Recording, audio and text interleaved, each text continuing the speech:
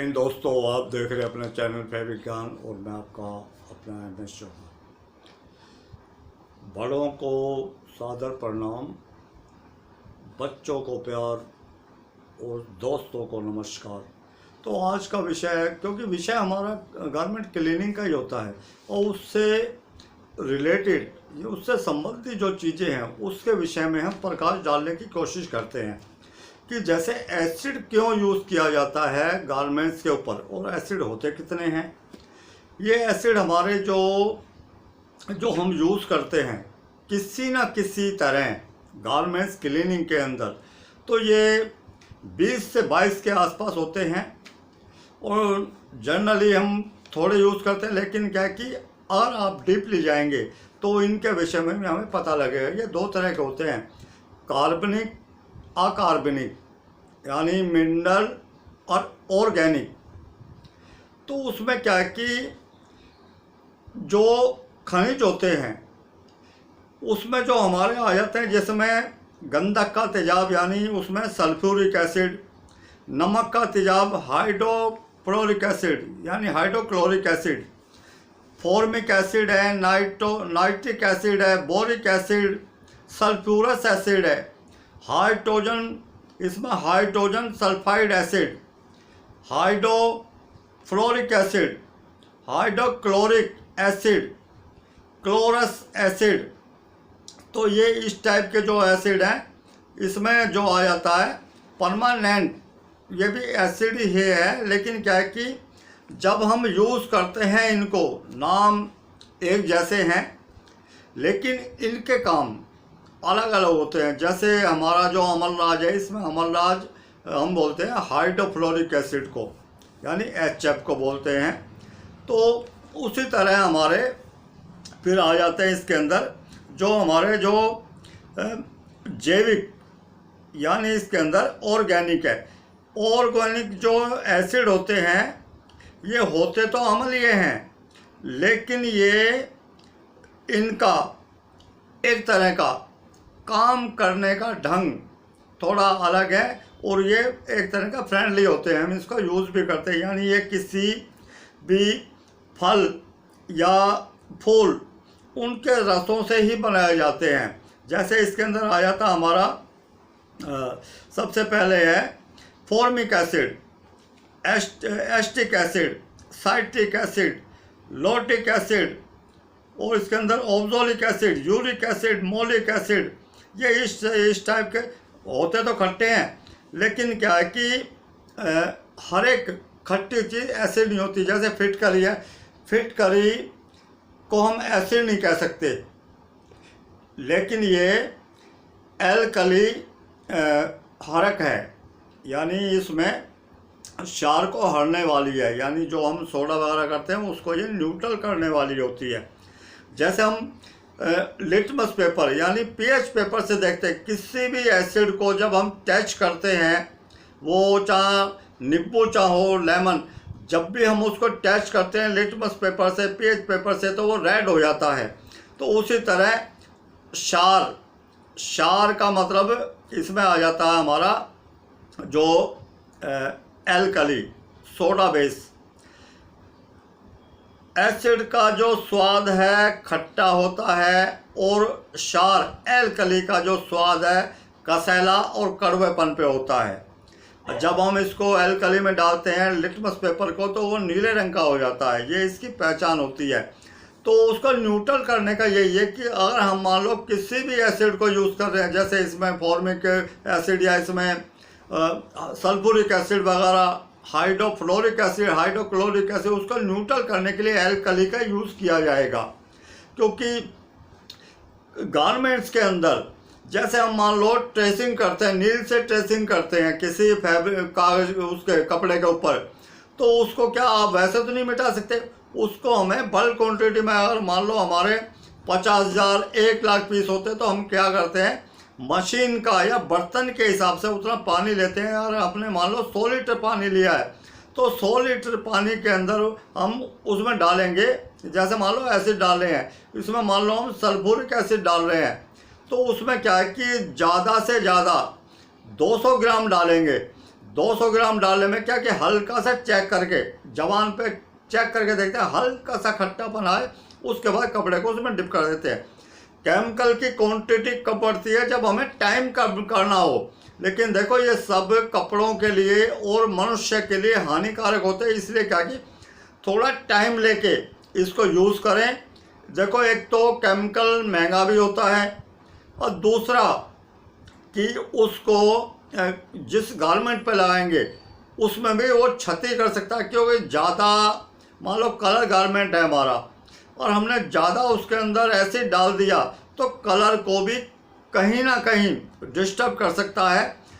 अक्सर होता क्या है कि एसिड में जाने के बाद कलर डार्क हो जाता है, और कुछ कपड़ों का जैसे ब्लू है, ब्लू से रेडिश पे चला जाएगा, लेकिन जब हम उसको न्यूट्रल करेंगे तो वो अपनी जगह पे वापस आ जाता है। लेकिन क्वांटिटी ज़्यादा होने पे, अधिकता होने के बाद उसमें क्या है कि कलर कहीं ना कहीं डिस्टर्ब हो सकता है। तो हम जो भी काम करें नियम के हिसाब से करें, और क्या है कि भाई नियम के बिना तो हम ज़्यादा खा लेते हैं तो उसमें भी बदहजमी हो जाती है। कि जो भी काम हमें करना है वो सब सिद्धांत के हिसाब से करना है, कि भाई थोड़ा टाइम लेके हम उस काम को करें। और देखो क्लीनिंग का काम क्या है, जब हमारी सोच साफ होगी तभी हम आसपास का जो एरिया, जो भी हमारा जहाँ रहते हैं, अपने कपड़े, अपना तन, अपना आचार विचार सब क्लीन होते हैं। तो क्लीन करने का जो मज़ा आता है, जो उसका क्वालिटी निकल के आती है। देखो बिना क्वालिटी के अगर आप करते हैं तो कुछ ही दिन चलेंगे, क्वालिटी आपको बहुत ऊंचाइयों तक ले जाती है, और आपको इज्जत के साथ में, पैसा तो है, पैसे के साथ में जो रिस्पेक्ट होती है, जो इज्जत होती है। 50 दुकानें 100 दुकानें छोड़ के आदमी कहेगा नहीं, उनके पास जाना, वहाँ क्वालिटी का काम होता है। कपड़ा जब पहनते हैं उसका एक एहसास होता है कि कपड़ा हमने पहना, तो उसका एक एहसास होता है। उसकी जो फिनिशिंग होती है ये कब आती है? जब हमें जुनून होता है क्वालिटी का। तो दोस्तों ये जो हमने एसिड बताए हैं, एसिड का जो प्रयोग है उसके विषय में बताएंगे कि कौन सा एसिड कौन सी प्रॉब्लम में हमें यूज़ करना होता है। जैसे इसमें हमारे जो भी हमारे जो ऑर्गेनिक एसिड होते हैं, इसमें जैसे ना एस्टिक एसिड वगैरह, इसमें ऑक्सैलिक एसिड वगैरह, यूरिक एसिड, मॉलिक एसिड, ये हम डेली यूज़ करते हैं। देखो विनेगर है, विनेगर एक तरह का हमारा जो एस्टिक एसिड है। एस्टिक एसिड जो हम यूज़ करते हैं गारमेंट्स में, उसकी मात्रा ज़्यादा होती है। और जो हम खाने में यूज़ करते हैं 3 से लेके 5 तक की उसकी कैपेसिटी होती है, यानी अधिकता होती है उसके केमिकल की, कि वो हल्का खट्टापन होता है। बाकी जैसे गाँवों में, जो गांव से जुड़े हुए लोग उनको पता है, जैसे गन्ना है, गन्ने के रस से सिरका बनाया जाता है। सिरके में हरी मिर्चें, प्याज डाल के खाने के लिए काम आते हैं, क्योंकि गर्मी के दिनों में क्या है कि ये ठंडक देती है, और क्या है कि बहुत सारे विकारों को समाप्त भी करती है।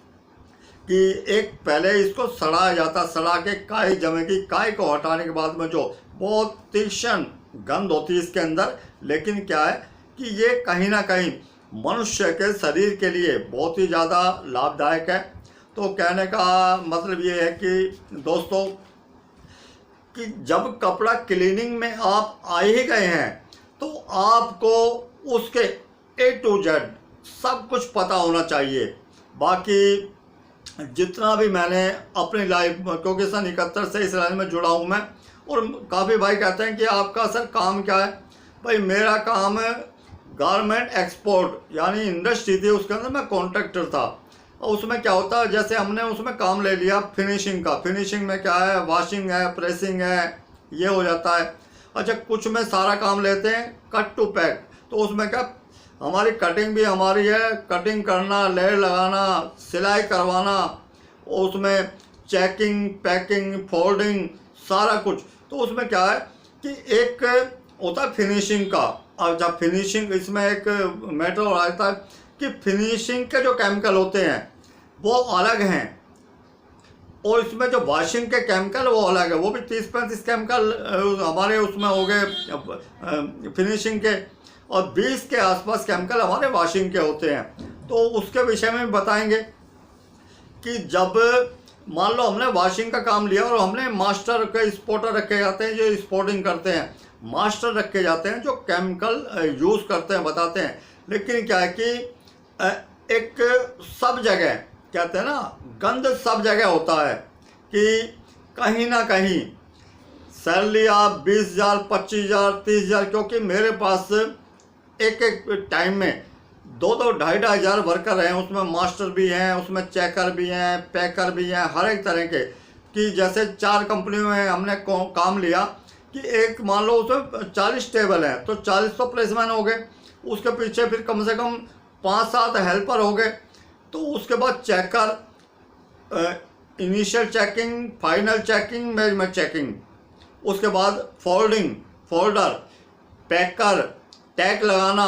तो ये जो सारा काम जो होता है, अब इसमें आ जाता है मास्टर मान लो काम कर रहा है और उसको मान लो कहीं वो अटक गया, तो इस काम में कहते हैं ना टाइम नहीं मिलेगा। आप कुछ भी करें, आपको इमीडिएट उस पीरियड के अंदर वो जो क्वांटिटी है आपको पैक करनी पड़ेगी, वो भी बिल्कुल A1 की, कि उसमें आप ये नहीं कि उल्टा सीधा प्रेस किया। हर एक चीज़ को डीपली चेक किया जाता है। उसके बाद इंस्पेक्शन होती है, इंस्पेक्शन में वो अपने हिसाब से पैकिंग लिस्ट लेंगे, भाई ये डब्बा लेकर आओ, ये डब्बा लेकर आओ, उसके बाद उसे खोलेंगे, खोल के चेक करेंगे। अगर मान लो उसमें 10 पीस चेक किए, 10 में 2 पीस भी अगर मान लो उनके हाथ में गलत आ गए, किसी भी तरह का मेजरमेंट का, स्टेन का, या कुछ भी प्रॉब्लम बहुत होती है, तो क्या है रीओपन हो जाती है शिपमेंट। यानी टाइम खराब जो हमें और काम करना है वो डिस्टर्ब हुआ और उसी में हमें लगना है। शिपमेंट जो टाइम से जाती है, टाइमली जाती है, वो जाती है बाय सी, समुद्र के रास्ते, वो बायर का खर्चा होता है। लेकिन जब लेट हो जाती है वो शिपमेंट जाती है, वो जाती है बाय एयर, वो खुद मैन्युफैक्चरिंग करने वाले का खर्चा होता है कि वो अपने खर्चे को पाए, इसलिए इसको टाइमली पैक किया जाता है, वो भी क्वालिटी के साथ। तो मेरा कहने का मतलब ये है कि जब भी अपने काम को करें, क्वालिटी को बना करेंगे, क्वालिटी से कोई कंप्रोमाइज़ नहीं होना चाहिए। बाकी जैसे जैसे समय बढ़ेगा वैसे वैसे डीपली हम इस विषय के ऊपर डिस्कस करेंगे। और कोशिश तो मेरी बहुत रहती है कि भाई क्लास शुरू की जाए, ऐसे किया जाए, लेकिन क्या है कि कुछ प्रॉब्लम होने के कारण वो संभव नहीं हुआ। लेकिन नहीं हुआ का मतलब ये नहीं होगा, एक ना एक दिन अवश्य होगा। आप बने रहें, जुड़े रहें।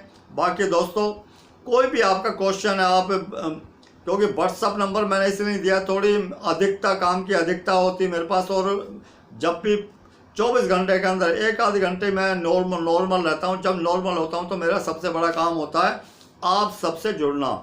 बाकी आगे आगे जैसे क्योंकि दवा से बढ़ के दुआ होती है, दुआ आपकी जो दुआ, क्योंकि बहुत एहसान मानता हूँ, क्योंकि आप थोड़ा सा भी कोई क्वेश्चन पूछते हैं, मेरे लिए बहुत बड़ा, कहते हैं ना, मेरे लिए बहुत बड़ा है कि ये वरदान होता है कि भाई मुझे कोई काम मिला है। बाकी दोस्तों आप बिल्कुल जुड़े रहें, बने रहें, और अपने काम को, जब आप जिस भी काम को कर रहे हैं पूरी मेहनत, निष्ठा, ईमानदारी के साथ में करें। तो दोस्तों मिलते हैं फिर ब्रेक के बाद। जय हिंद, जय भारत।